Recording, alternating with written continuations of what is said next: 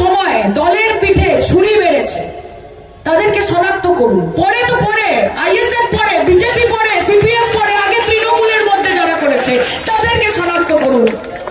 যারা শওকত মোল্লার সামনে বলেছে যে দাদা তোমার সাথে আছি, তুমি এগিয়ে চলে যাওয়ার পরে বলেছে কে শওকত মোল্লা চিনি না, আমি এখানকার বড় নেতা, তাদেরকে শনাক্ত করুন, তাদেরকে আগে বার করুন।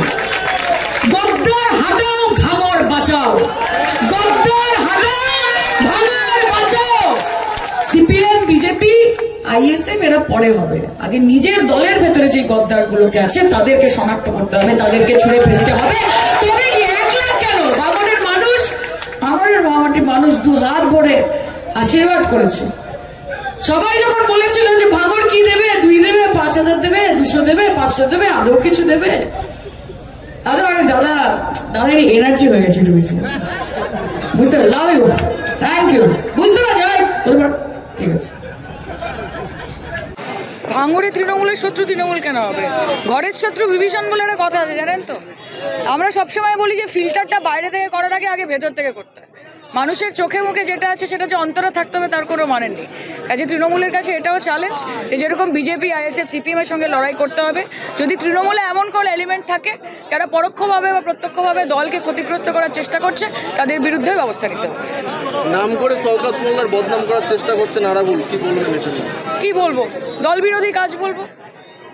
শওকত মোল্লা বিগত 3 বছর ধরে যেরমভাবে ভাঙড়কে সময় দিয়েছে, পরে থেকে ইলেকশন করেছে, ভাঙড়কে একটা পার্টি থেকে একটা পরিবারে পরিণত করেছে ভাঙড় তৃণমূল কংগ্রেসকে। ভাঙড় তৃণমূল কংগ্রেস একটা পার্টি নয়, ভাঙড় তৃণমূল কংগ্রেস একটা পরিবার, এবং শওকত মোল্লা সেটার অভিভাবক। কাজে ভাঙড়বাসীর কাছে শওকত মোল্লার কি অ্যাকসেপ্টেন্স, সেটা যদি অন্য কারোর মেনে নিতে কষ্ট হয় তাহলে সেটা তার সমস্যা। শওকত মোল্লাকে হারবাদ করলেন আরামে। এখন উনি কি বলছেন না বলছেন সেটা নিয়ে আমি মন্তব্য করতে চাই না। ভাঙড়ের মানুষ শওকত মোল্লা, মমতা ব্যানার্জি, অভিষেক ব্যানার্জি এবং ভাঙড় তৃণমূল কংগ্রেসের উপর আস্থা রেখেছেন, সেটা নির্বাচনের ফলে আপনারা দেখতে পেয়েছেন। 2026-এ পুনরায় দেখতে পাবেন। ভাঙড়ে তো এক শ্রেণী তৃণমূল কর্মীদের উপর হামলা হচ্ছে লাগাতার। ভাঙড়ে সেটা হতেই থাকে। আমরা কলকাতা পুলিশকেও এটা নিয়ে জানিয়েছি। আমরা চেষ্টা করব যাতে সবাইকে প্রোটেক্টেড এবং সুরক্ষিত রাখা যায়। আমাদের ভিডিও ভালো লাগলে লাইক এবং শেয়ার করুন।